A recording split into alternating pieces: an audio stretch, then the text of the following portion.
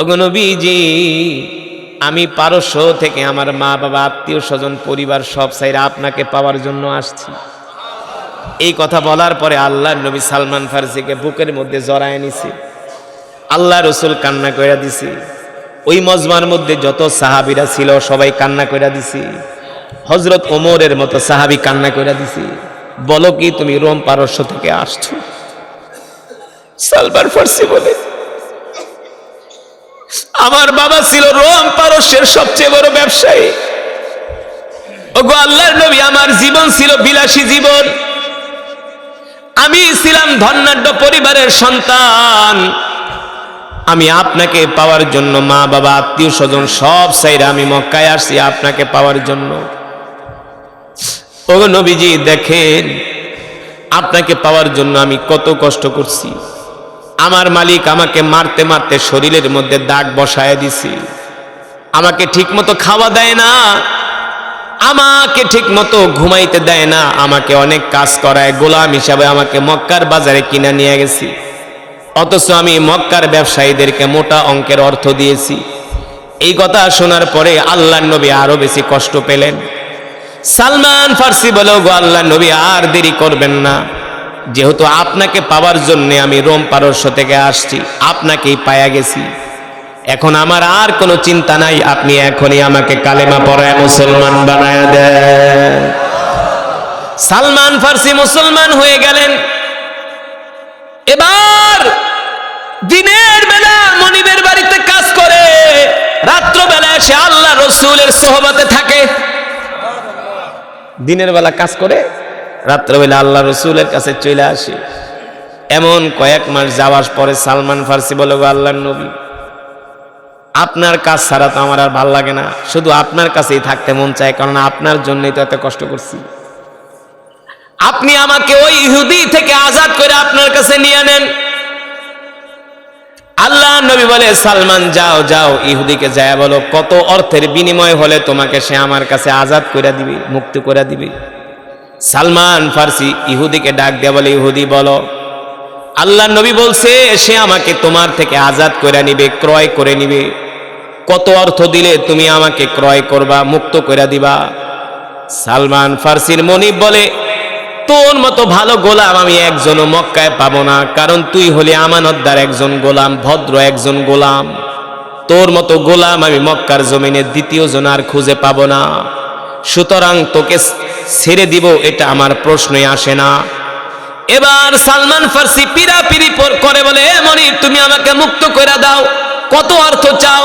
সালমান ফারসির বাবা ছিলেন পারস্যের একজন ধনাঢ্য ব্যবসায়ী। একদিন সালমান ফারসিকে বলা হলো, সালমান যাও যাও আমাদের দোকানটা দেখে আসো, ব্যবসাটা দেখে আসো। সালমান ফারসি ঘর থেকে বের হলেন তার ব্যবসা দেখার জন্য। হঠাৎ করে তার নজরে আসলো খ্রিস্টানরা তাদের গির্জার মধ্যে বৈশা বৈশা তাদের ধর্মীয় গ্রন্থ বাইবেল তেলাওয়াত করতেছে। কি বাইবেল তেলাওয়াত করতেছে। সালমান ফারসি ঢুকে গেলেন সেই গির্জার মধ্যে। দেখেন খ্রিস্টান পাদ্রী বাইবেল পড়তেছে।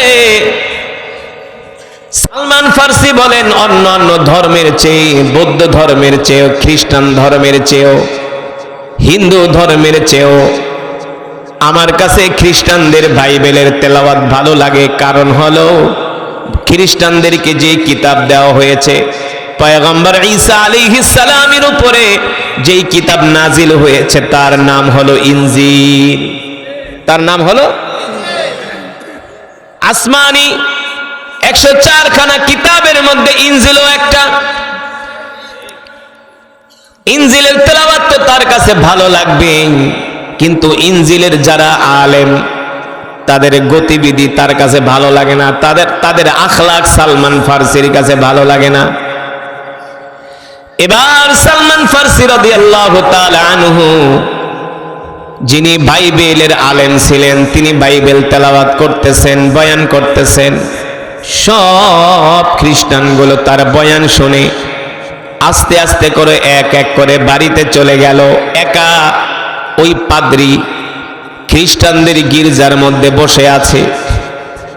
অনেক মানুষ এসে পাদ্রীকে হাদিয়া দেয়। কি দেয়? আপনারা আলেমদেরকে হাদিয়া দেন কি দেন না?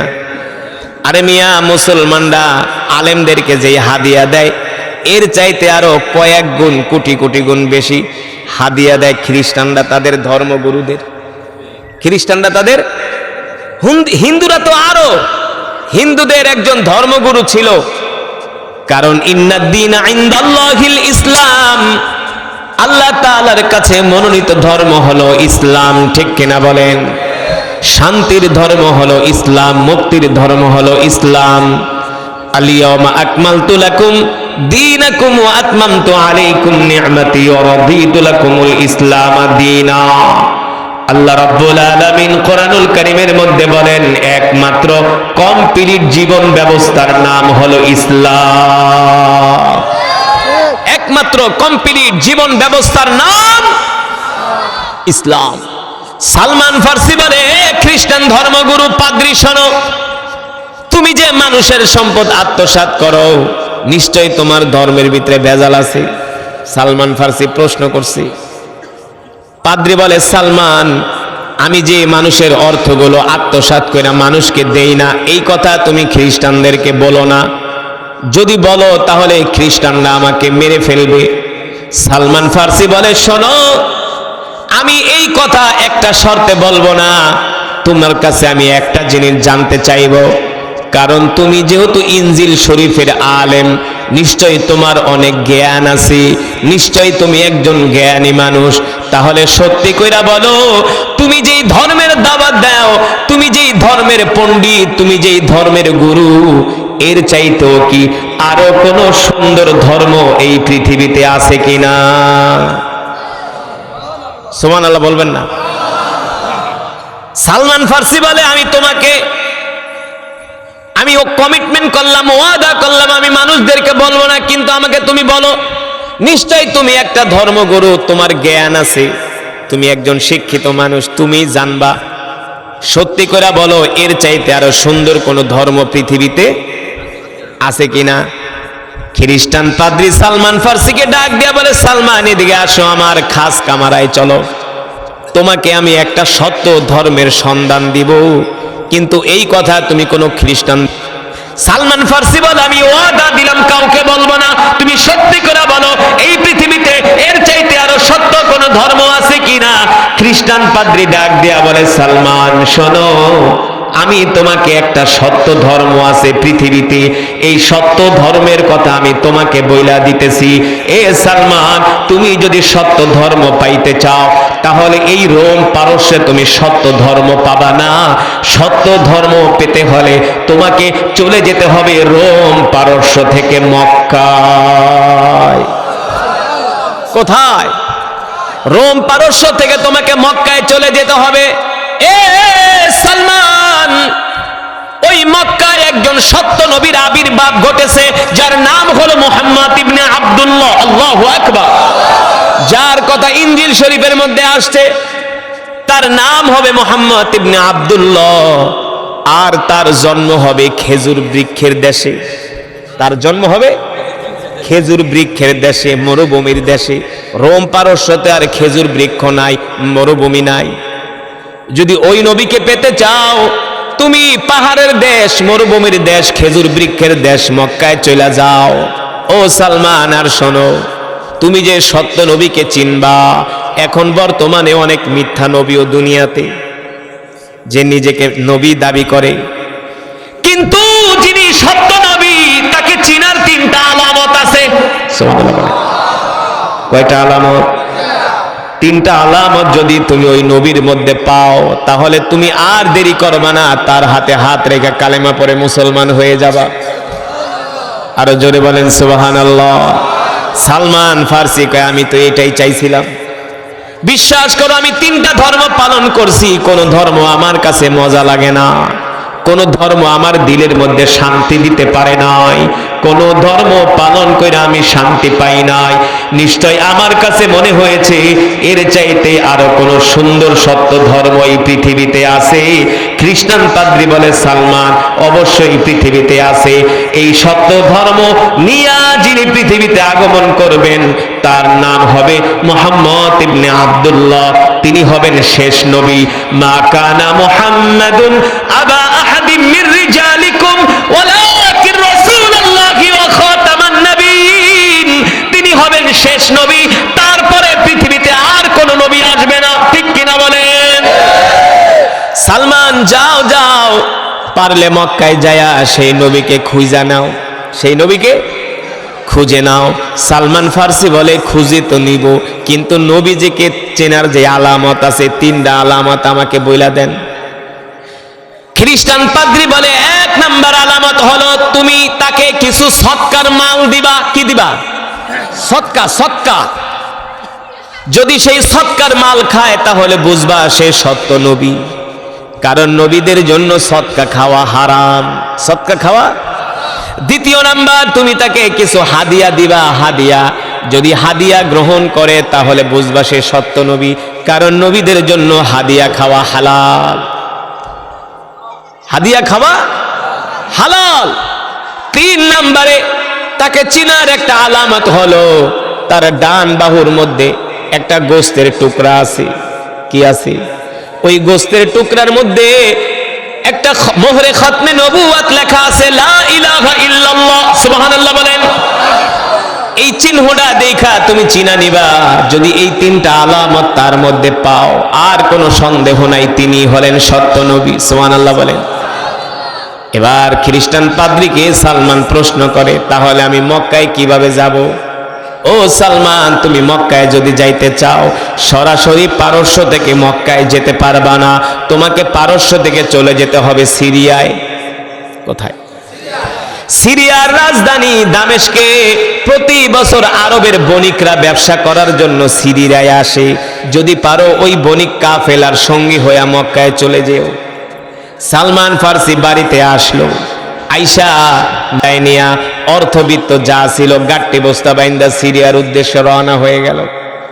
সালমান ফার্সির মা ছাড়তে চায় না, বাবা ছাড়তে চায় না, আত্মীয় স্বজনরাও ছাড়তে চায় না। সালমান ফার্সি বলে, মা বাধা দিও না, বাবা বাধা দিও না, আত্মীয় স্বজন তোমরা বাধা দিও না।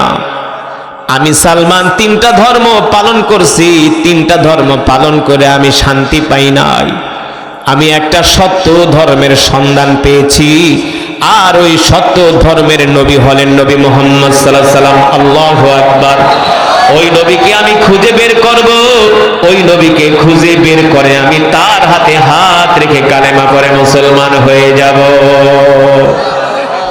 এই কথা বলে সালমান ফার্সি রোম পারস্য থেকে রওনা হয়ে গেলেন সিরিয়ার উদ্দেশ্যে। কোথায়?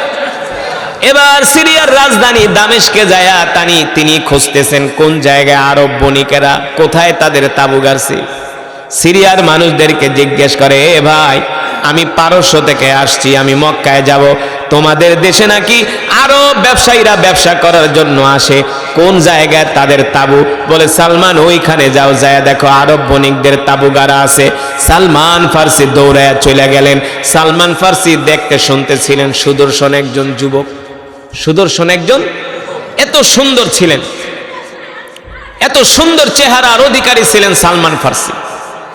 আরব বণিকদের কাছে যায় বলে, আরব ব্যবসায়ীরা শোনো, তোমরা তো আরব থেকে আসছো ব্যবসা করার জন্য, তোমরা ব্যবসা কইরা যে অর্থ পাইবা তার চাইতে আরো দ্বিগুণ অর্থ আমি তোমাদেরকে দিব, কারণ সালমান তো ধনী লোকের ছেলে, গরিব লোকের ছেলে না। এ যুবক, তোমার বাপ আর কয় টাকার মালিক, তোমার দাদা আর কয় টাকার মালিক? সালমান ফার্সির বাবা ছিলেন মিলিয়ন মিলিয়ন বিলিয়ন বিলিয়ন ডলারের মালিক। তার সন্তান দিন পাওয়ার জন্য, ইসলাম পাওয়ার জন্য এত কষ্ট করতেছে। আল্লাহু আকবার। আর তুমি মুসলমানের সন্তান হইয়া নামাজ পড়ো না, মুসলমানের সন্তান হইয়া দিন মানো না, মুসলমানের সন্তান হইয়া কোরআন পড়ো না। ঠিক কিনা বলে? তোমার মতো কপাল পোড়া হতভাগা এই পৃথিবীর জমিনে আর হইতে পারে না। মুসলমান হইয়াও তুমি দিন মানো না, ইসলাম মানো না। আর সালমান ফার্সি একজন খ্রিস্টান হইয়া তিনি ইসলাম পাওয়ার জন্য আরব ব্যবসায়ীদেরকে বলে, বেটা কয় টাকা লাগবে বল, ব্যবসা করে আর কয় টাকা পাবি? তার চাইতে দ্বিগুণ অর্থ আমি তোদেরকে দিব, আমাকে আরবে নিয়ে চল, মক্কায় নিয়ে চল। আরব ব্যবসায়ীর কাফেলার যিনি সর্দার ছিল ওই ছিল কাফের। সালমান ফার্সি চেহারা দেখা বলে, দেখতে শুনতে তো যুবকটা অনেক সুন্দর, ওর থেকে মোটা অঙ্কের অর্থ নেওয়া যাবে, আবার ওকে মক্কার বাজারে নিয়ে গোলাম হিসাবে বিক্রি করা যাবে। ওর মনের ভিতরে শয়তানি, কয় ঠিক আছে যুবক, আসো, আমাদেরকে এই পরিমাণ অর্থ দিবা। সালমান ফার্সি বলে, সব অর্থ নিয়ে যাও, তারপরও আমার সাথে মক্কায় যায়া নবী মুহাম্মদ সাল্লাল্লাহু আলাইহি সাল্লামের সাথে সাক্ষাৎ করায় দিবা। সুবহানাল্লাহ বলবেন না? কতটা পাগল পারা ছিল আল্লাহর নবীকে পাওয়ার জন্য সালমান ফার্সি, না? অর্থ কত লাগবে সব নিয়ে যাও, তারপরও আল্লাহর নবীর সাথে আমার সাক্ষাৎ করায় দিবা। আরব ব্যবসায়ী কাফেলার যিনি সর্দার, তিনি মনে মনে ভাবে, তোমারে আমি নবী মুহাম্মদের সাথে দেখা করাবো না। মুহাম্মদ হলো আমাদের জীবনের শত্রু, জানের শত্রু, বাপের শত্রু, দাদার শত্রু। এই মুহাম্মদই তো আমাদের ধর্মটারে শেষ করে দিতেছে। তুমিও যাইবা সেই মুহাম্মদের কাছে, তোমাকে আমরা মুহাম্মদের সাথে সাক্ষাৎ করাবো। এই কথা গোপন রাখছে। বলে, ওরে আমরা লোভ দিয়া মক্কায় নিয়ে নিব, অর্থ সম্পদ যা আছে সব নিয়া মক্কার বাজারে ওকে আমরা গোলাম হিসাবে বিক্রি করে দিব। এই কথা বলে সালমান ফার্সির থেকে সব অর্থ হাতায় নিল। এখন আর সালমান ফার্সি সিরিয়া থেকে মক্কার উদ্দেশ্যে রওনা দিছে। কি খাবে না খাবে, খাওয়া দাওয়া শেষ। আরব বণিকদের কাছে খাবার চায়, খাবার দেয় না, উল্টা আরো সালমান ফার্সিকে মারধর করে। দেখেন দিনের জন্য কত কষ্ট করতেছে, ইসলামের জন্য কত কষ্ট করতেছে সালমান ফার্সি। খাবার চায়, খাবার দেয় না, কত কষ্ট করতেছে। অনেক দিন সফর কইরা সিরিয়া থেকে যখন মক্কায় গেল, সালমান ফার্সি বলে, ভাই তোমরা তো আমাকে মক্কায় আনলা, খাবার দাবার দাও নাই, শারীরিক নির্যাতন করছো, কষ্ট করছো, আমার কোনো আফসোস নাই। এবার আল্লাহর নবীর সাথে আমার সাক্ষাৎ করায় দাও। আরব বণিক বড় বড় দুইটা রশি আইনা সালমান ফার্সি দুই হাত বাঁধলো। দুই হাত বাইন্দা বলে, বেটা রোম পারস্য থেকে আইসোস মুহাম্মদের সাথে দেখা করার জন্য, মুহাম্মদ হলো আমাদের শত্রু, তোরে তো মুহাম্মদের সাথে দেখা করাবোই না, আমরা তোকে আরবের বাজারে গোলাম হিসাবে বিক্রি করে মোটা অঙ্ক অর্থ, তোকে আমরা বিক্রি করে মোটা অঙ্কের অর্থ আমরা লাভ করব। সালমান ফার্সি বলে, ভাই এমন অন্যায় আমার উপর করো না। এই কথা বলার সাথে সাথে সালমান ফার্সির গালের ভিতরে একটা চর বসায় দিছি। সালমান ফার্সি বলে, ভাই একটা চর মারছো, প্রয়োজনে আর একটা মারো, তারপরেও বলো আমার কলিজার টুকরা আল্লাহর নবী কোথায় আছে, বলো আল্লাহর নবী কোথায় আছে। বলে, যুবক আর একটা কথা বললে তোকে আরো পিটানো হবে। এই কথা বলে সালমান ফার্সিকে আরবের বাজারে নিয়ে মোটা অঙ্কে বিনিময়ে একটা আরব গোত্র প্রধানের কাছে গোলাম হিসাবে বিক্রি করে দিছে। এবার সালমান ফার্সি তো গোলাম, তাকে দিয়া খেজুরের বাগানে কাজ করায়, উট চড়ায়, ভেড়া চড়ায়, দুম্বা চড়ায়। ছিল কোটিপতির ছেলে, এখন ইসলাম পাওয়ার জন্য রাখাল হয়ে গেছে, রাখাল। এখন গরু চড়ায়, বকরি চড়ায়, উট চড়ায়, ভেড়া চড়ায়, দুম্বা চড়ায়, খেজুর গাছে কাজ করে, দিলে খায়, না দিলে না খায়া থাকে। ইসলামের জন্য কষ্ট করছে কি করছে না? জোরে বলেন, কষ্ট করছে কি করছে না? কত কষ্ট করতেছে সালমান ফার্সি। দিন যায়, মাস যায়, রাত যায়, সালমান ফার্সি রাত্রবেলা ঘুমায় না। মক্কার গলিতে গলিতে খোঁজে কোন জায়গায় আল্লাহর নবী আছে। নবীরে তো আর খুঁজে পায় না, কারণ নবী সাল্লাল্লাহু আলাইহি সাল্লাম তো, কাফেররা তো নবীর উপর অত্যাচার করে, তারা গোপনে গোপনে রাতের আধারে লুকায়া লুকায়া কালেমার দাওয়াত দেয়। তো সালমান ফার্সি আল্লাহ রসুলকে কোথায় পাবে, খুঁজে পায় না। পাগলের মতো ঘুরে মক্কার গলি গলিতে, মানুষের জিগায়, এই আল্লাহ রসুল কোথায় আছো বলো, আইনা মুহাম্মদ ইবনে আব্দুল্লাহ, মুহাম্মদ কোথায়, আল্লাহ রসুল কোথায়, আমাকে সন্ধান দাও। মক্কার কাফেররা কেউ বলে না। সালমান ফার্সি বলে, একদিন আমি খেজুরের বাগানে কাজ করতেছি, আমার বাগানের মালিকের ভাই দৌড়ায় আসছে বাগানে, আইসা বলে আমাদের কপাল পুড়ে গেছে। আমার মালিক ডাক দিয়ে বলে, কি হয়েছে? বলে, আব্দুল্লাহর ছেলে মোহাম্মদ আমাদের ধর্মটাকে শেষ করে দিতেছি। মোহাম্মদের কাছে মক্কার যুবকেরা সিরিয়াল ধইরা কালেমা পড়া মুসলমান হয়ে যাচ্ছে। আল্লাহু আকবার। সালমান ফার্সি বলে, এই কথা শোনার পরে আমার শরীরটায় জ্বর চলে আসলো, আমি এক লাফ দিয়া খেজুর গাছ থেকে একবারে জমিনে পড়ে গেলাম। ওই যুবকের দুই পা ধইরা বললাম, ভাই সত্যি করে বলো, আইনা মুহাম্মদ ইবনে আব্দুল্লাহ, আল্লাহর পয়গম্বর মুহাম্মদ সাল্লাল্লাহু আলাইহি সাল্লাম কোথায় আছে? ওই যুবক ডাক দিয়া বলে, বেটা তুই হলি একটা গোলাম, আন্তা গোলাম, তুই হলি গোলাম, গোলাম হইয়া তুই মুহাম্মদকে দিয়া কি করবি?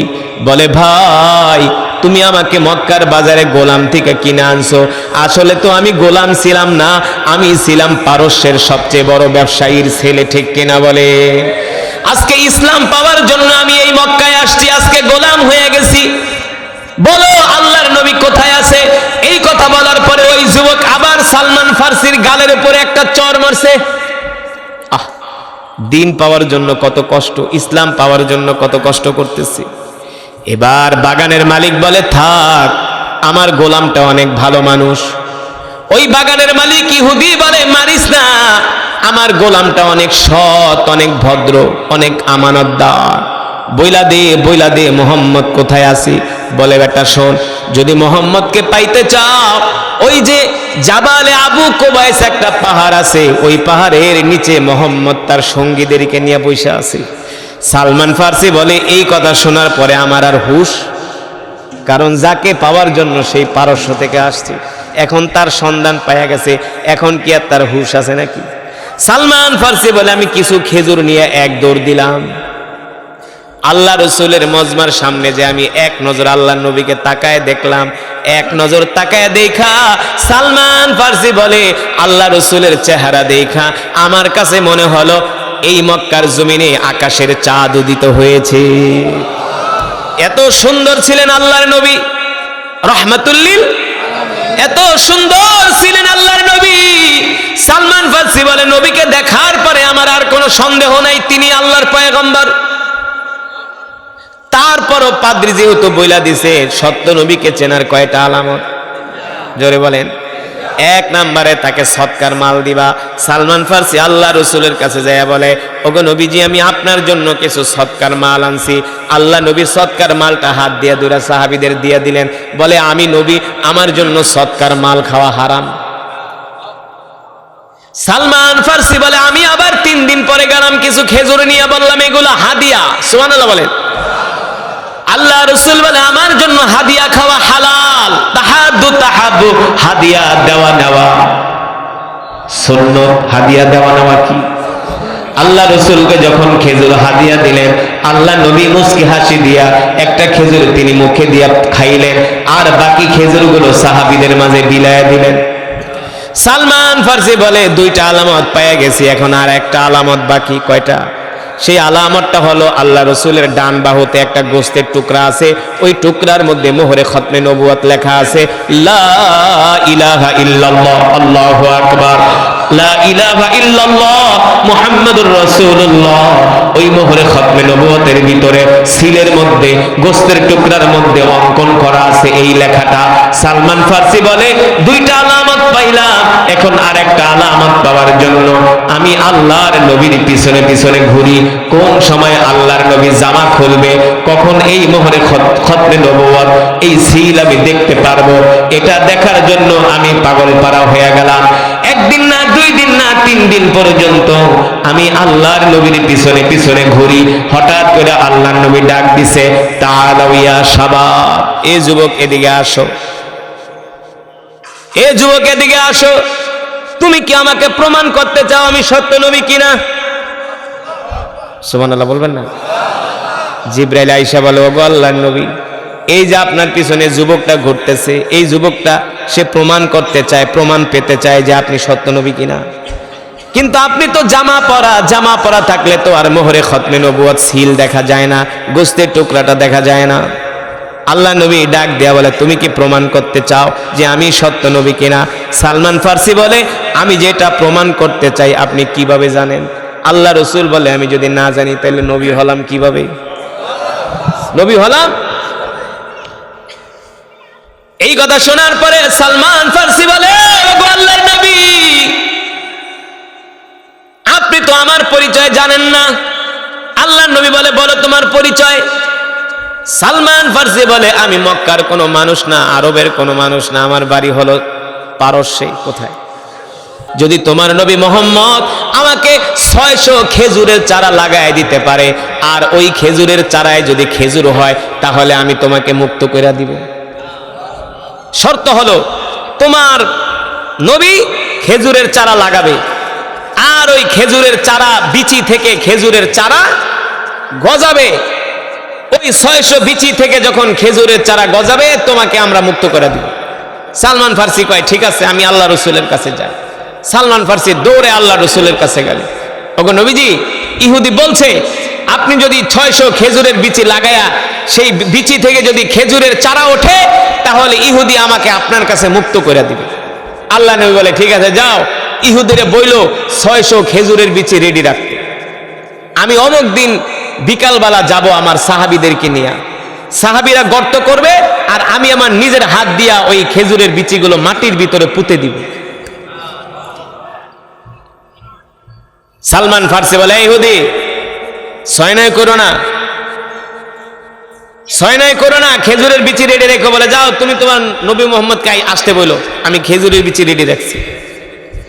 ইহুদি মনে মনে ভাবে, মোহাম্মদ তো সত্য নবী, এর মধ্যে কোনো সন্দেহ। মোহাম্মদ যদি এই খেজুরের বিচি নিজের হাত দিয়া মাটিতে পোতে, ওই খেজুরের বিচি থেকে খেজুর গাছ হবেই হবে। এবার আল্লাহ রসুল আয়েশা বলেন, ইহুদি সালমান যাও খেজুরের বিচিগুলো নিয়ে আসো। সালমান ফার্সি যায় বলে, ইহুদি খেজুরের বিচি দাও। নাও। সালমান ফার্সি খেজুরের বিচি হাতে নিয়ে দেয়, একবারে কয়লা আঙ্গার হয়ে গেছে।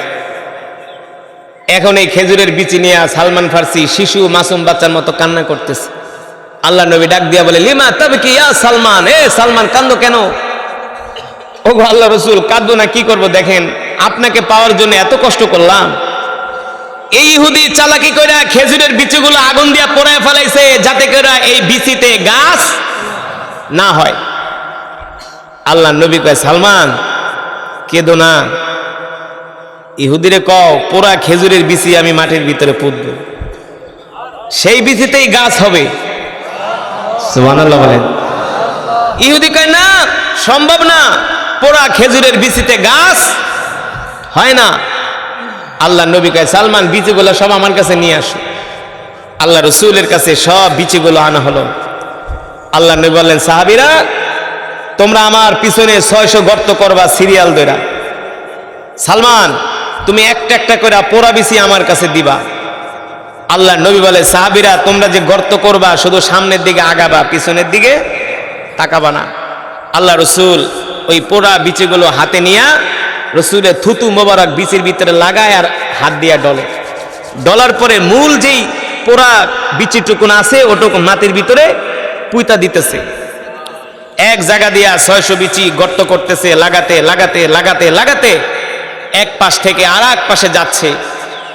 আল্লাহ রসুল অপর পাশে যায়া সাহাবীদেরকে বলে, সাহাবীরা পিছনের দিকে তাকায় দেখো তো খেজুরের বিচি গাছ উঠছে কিনা।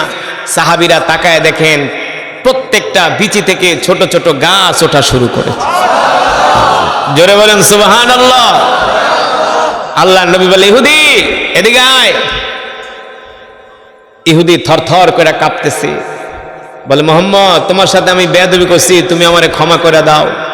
আমি অনেক চেষ্টা করছিলাম তোমার এই সালমানকে আমার কাছে রাখার জন্য, এই জন্য আমি খেজুরের বিচিগুলো পুরা ফেলাইছি। সালমান সালমান এই সালমানকে আমার কাছে আমি রাখতে পারলাম না। মোহাম্মদ তুমি শেষ পর্যন্ত আমার গোলামকে আমার কাছ থেকে নিয়ে গেলা। মোহাম্মদ তুমি কি শুধু তোমার গোলামকেই নিয়ে যাইবা, সাথে কি আমাকে নিবা না? জোরে বলেন সুবহানাল্লাহ। ইহুদি বলে, যার হাতে পুরো খেজুরের বিচি থেকে গাছ উঠতে পারে তিনি পৃথিবীর কোন সাধারণ মানুষ না, তিনি কবি না, গণক না, জাদুকর না, তিনি হলেন নবী। ওগো মোহাম্মদ তুমি আর দেরি করবা না, তুমি এখনই আমাকে কালেমা পড়ায় মুসলমান বানায় দাও। ওই ইহুদিও কালেমা পড়া মুসলমান হয়ে গেছে, আর সালমান তো মুসলমান হয়েই গেছে। ইহুদিও এই আল্লাহ রসুলের এই মুজিজা দেখে যে পোড়া খেজুরের বিচি থেকে গাছ উঠছে, ইহুদি বলে সে আল্লাহর নবী, কোনো সন্দেহ নাই। সেও কালেমা পড়া মুসলমান হয়ে গেছে। সালমান ফার্সিকে আল্লাহ রসুল নিয়ে গেছে, সাথে ইহুদিও গেছে। 40 দিন পরে দেখা গেল ওই প্রত্যেকটা গাছ থেকে খেজুর হয়েছে, আর ওই খেজুরের নাম হলো আজোয়া খেজুর। কি খেজুর? দেখবেন আজোয়া খেজুরটা কিন্তু কালো কালো ছাই কালার। কারণ কি? ওই যে পোড়া বিচি থেকে এই খেজুরটা হয়েছে। এই খেজুরের আলাদা একটা বরকত আছে। আল্লাহ রসুল সাল্লাল্লাহু আলাইহি ওয়াসাল্লাম বলেন, কোনো মানুষ যদি এই আজোয়া খেজুর প্রতিদিন সকালে খায়, কোনো জাদু টোনা জিন কোনো মানুষ তার কোনো ক্ষতি করতে পারবে না। এই আজোয়া খেজুরের এত বরকত। এবার সালমান ফার্সি রাদিয়াল্লাহু তাআলা আনহুকে আল্লাহ রাসূল নিয়ে গেলেন। নিয়ে যাওয়ার পরে কোরআনুল কারীমের একটা আয়াত নাজিল হয়েছে, ইন্নাকা লা তাহদি মান আহবাবতা ওয়ালাকিন্নাল্লাহা ইয়াহদি মান ইয়াশা ওয়া হুয়া আ'লামু বিল মুহতাদিন। এই আয়াতে কারিমা যখন নাজিল হয়ে গেল, সালমান ফার্সি রাদিয়াল্লাহু তাআলা আনহু ফজরের নামাজ পড়ার জন্য মসজিদে নববীতে আসলেন। আল্লাহ রসুলের কাছে আসলেন। আল্লাহ রসুলের কাছে আসার পরে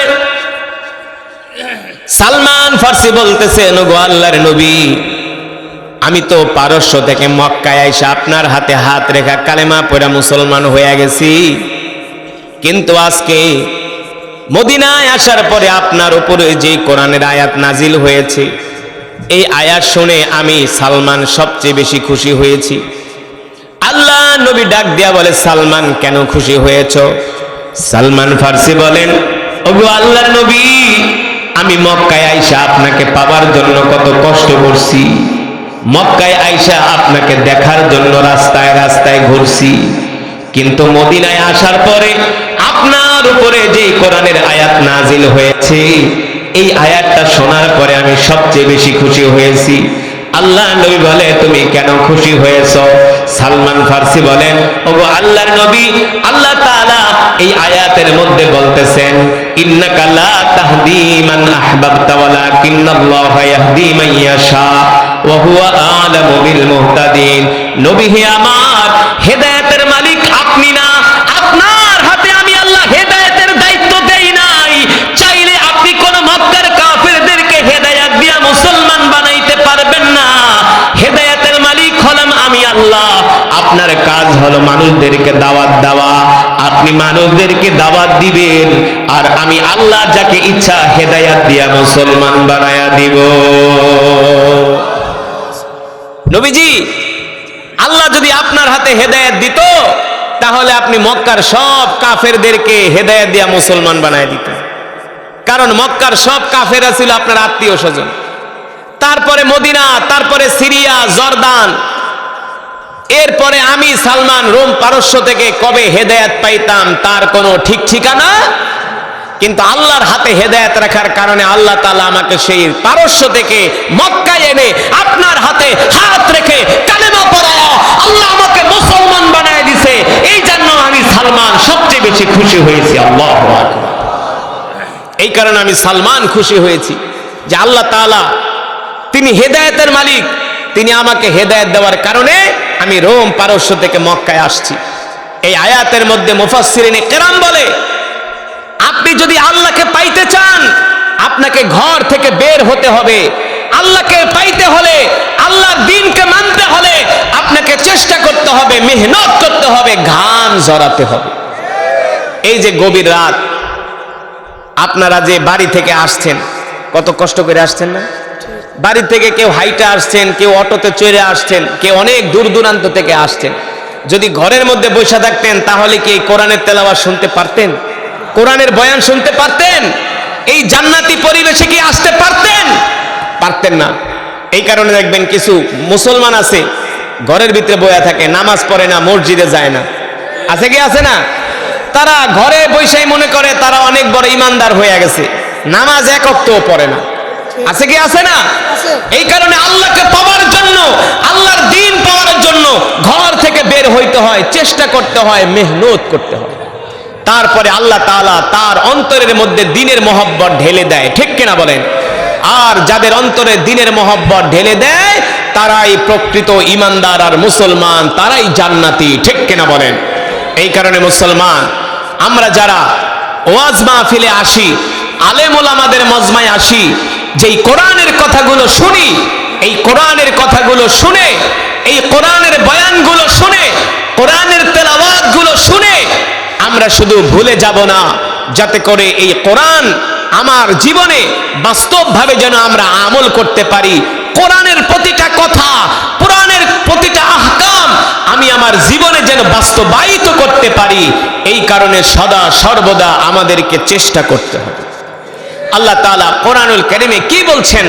ওয়া আকিমুস সালাহ, তোমরা নামাজ কায়েম করো।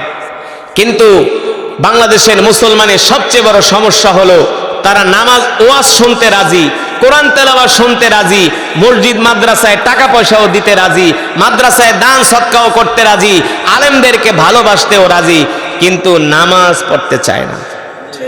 কথা কয় না? কি পড়তে চায় না? নামাজ পড়তে চায় না। মসজিদগুলো খালি, চায়ের দোকানে মানুষের অভাব নাই, বাংলা সিনেমা দেখার মানুষের অভাব নাই, অথচ পাশেই মসজিদ, দোকানে 30-40 জন বৈশা গল্প করতেছে, আর মসজিদে মাত্র 3-4 জন নামাজ পড়তেছে। সত্য নাকি মিথ্যা? বাস্তব নাকি অবাস্তব? বাস্তব নাকি অবাস্তব? সালমান ফার্সি ইসলাম পাওয়ার জন্য, দিন পাওয়ার জন্য কত কষ্ট করছে, কোনদিন আল্লাহর হুকুম ছেড়ে দেয় নাই। নামাজ তো সারা দূরের কথা, এটা তো কল্পনাই করা যায় না। আর আমরা মুসলমানরা অহরহ বিনা কারণে, বিনা ওজরে আমরা নামাজ ছেড়ে দিতেছি। ঠিক কিনা বলেন? আল্লাহ রাসূল বলেন, মান তারাকা সালাতান মুতাআম্মিদান ফাকাদ কাফারা। মুসলমান আর কাফেরের মাঝে পার্থক্য হলো নামাজ। শুনছেন তো? যদি শুনে থাকেন, এক একটি হরফের বিনিময়ে আল্লাহ তাআলা আমাদের আমল নামায় কম পক্ষে 10টি করে নেকি দান করেছেন। আমি পড়েছি আল্লাহ তাআলার কোরআন, আপনারা শুধু শুনেছেন, এতে করে এক হরফে 10 করে নেকি পেয়েছেন। শুধু এখানেই শেষ নয়, এই মাজমায় যারা উপস্থিত হয়েছেন সকলেই এক খতম করে করে কোরআনুল কারীমের সওয়াব পেয়েছেন। খুশি নাকি বেজার? বলি আলহামদুলিল্লাহ। আমরা আল্লাহ তাআলার কাছে দোয়া করি, আল্লাহ এই খতম কোরআনের সওয়াব আমাদের মা বাবার কবরে পৌঁছে দেন, আমাদের দাদা দাদির কবরে পৌঁছে দেন। বলি আমিন। ইমানদার মুসলমান, কোরআনের বয়ান কি চলবে? কতক্ষণ? মাশাআল্লাহ। আপনারা সারা রাত বলেছেন, শুনে অনেক খুশি হয়েছি। তবে সারা রাত বয়ান শোনার কোনো প্রয়োজন নাই। অল্প কিছু সময় আমরা জমে জমে বসে বসে কোরআনের তেলাওয়াত তো শুনেছি, কোরআনের বয়ান শুনে আমরা শেষ মোনাজাত দিয়ে বাড়িতে যাব। রাজি আছেন? কথা বলে না, সবাই বলে না রাজি আছেন? মাশাআল্লাহ। আমি আপনাদের হাত উঠাইতে বলি নাই, তারপর হাত উঠাইছেন, তার মানে আপনাদের কোরআনের তেলাওয়াত শুনে আপনাদের ঈমানের পাওয়ার বেড়ে গেছে। ঠিক কিনা বলেন? কেন বাড়বে না? আল্লাহ তাআলা নিজে বলছেন, ওয়া ইযা তুলিয়াত আলাইহিম আয়াতুহু যাদাতুহুম ঈমানা। নবী আপনি বলেন, তাদেরকে বলেন, যদি তারা কোরআন পড়ে, কোরআন শোনে, তাহলে আমি আল্লাহ তাদের ঈমানকে বাড়িয়ে দিই। আপনারা তো কোরআন শোনার জন্য কোরআনের মজমায় আসছেন। এই কোরআন আল্লাহর জবানের কালাম। এই কোরআনের জন্য আল্লাহ রাসূলের একজন সাহাবী, তার নাম হলো সালমান ফার্সি রাদিয়াল্লাহু তাআলা। নাম শুনছেন? নাম শুনেছেন? মাইকম্যান রে, তোর মাইক দিয়ে ওয়াজ করলে আমার আজকে অবস্থা খারাপ। 6 মাহফিলের শক্তি এখানেই শেষ। এত জোরে জোরে কি কথা কওয়া যায় নাকি? মানে মাইক, শুধু মাইক দে তো, ওই বক্স বন্ধ করে শুধু মাইক দে তো ভাই, দেখি শুধু মাইক দে, মাইক দে, মাইক রেডি, টোটাল বন্ধ কর, শুধু mic, only mic, only mic, শুধু মাইক, মাইকের সাউন্ড বাড়া, ঠিক আছে না? আরে ভাই 25 বছর ধরে ওয়াজ করি, এই মাইকম্যানটাকে আমার শিখাইতে পারবো? আমি তো এগুলোর জন্ম দেই। আমি তো শুধু বাংলাদেশের মোল্লা না, আমি তো সারা পৃথিবী ঘুরি। সাউন্ড দেখলে আমি বুঝি যে ভাত একটা টিপ দিলে বোঝা যায় ফুটছে কি ফুটছে না। আমি আউযুবিল্লাহ বিসমিল্লাহ বলে আমি বুঝি যে সাউন্ডের ভিতরে কি আছে। আল্লাহ তাআলার প্রিয় বান্দারা, রাসূলের একজন সাহাবী ছিল, তার নাম হলো সালমান ফার্সি রাদিয়াল্লাহু তাআলা। নাম শুনছেন? এই সালমান ফার্সির বয়স হয়েছিল 250 বছর। কত বছর? কত বছর? মাশাআল্লাহ। আমি করব ওয়াজ, আপনারা দিবেন আওয়াজ। রাজি আছেন? আল্লাহু আকবার।